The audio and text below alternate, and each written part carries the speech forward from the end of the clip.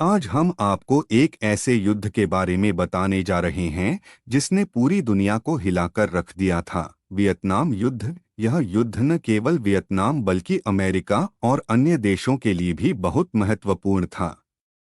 तो चलिए शुरू करते हैं इस ऐतिहासिक यात्रा को।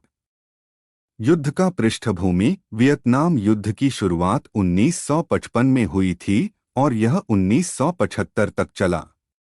यह युद्ध उत्तर वियतनाम और दक्षिण वियतनाम के बीच लड़ा गया था, जिसमें उत्तर वियतनाम को सोवियत संघ और चीन का समर्थन प्राप्त था, जबकि दक्षिण वियतनाम को अमेरिका और अन्य पश्चिमी देशों का समर्थन प्राप्त था। प्रमुख कारण। इस युद्ध के पीछे कई कारण थे, लेकिन मुख्य रूप से यह शीत युद्ध का परिणाम था। अमेरिका का मानना था कि यदि वियतनाम कम्युनिस्ट हो गया तो पूरे दक्षिण पूर्व एशिया में कम्युनिज्म फैल जाएगा।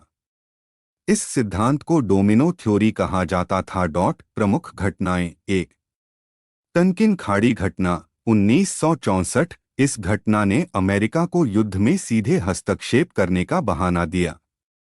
अमेरिकी जहाज़ों पर कथित रूप से हमला होने के बाद अमेरिका ने उत्तर वियतनाम पर हवाई हमले शुरू कर दिए। 2, टेट आक्रमण 1968। इस हमले में उत्तर वियतनाम और वियतकांग ने दक्षिण वियतनाम के कई शहरों पर एक साथ हमला किया।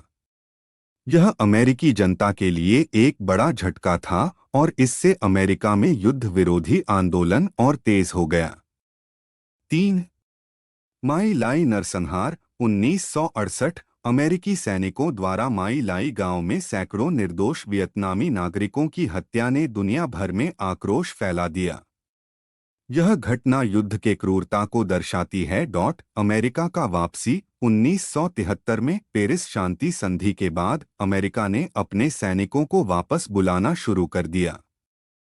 हालांकि युद्ध तब भी जारी रहा और अंततः 1975 में साइगोन के पतन के साथ समाप्त हुआ, जब उत्तर वियतनाम ने दक्षिण वियतनाम पर कब्जा कर लिया।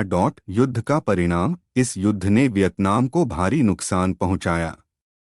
लाखों लोगों की जानें गईं और देश की आर्थिक स्थिति भी बुरी तरह प्रभावित हुई।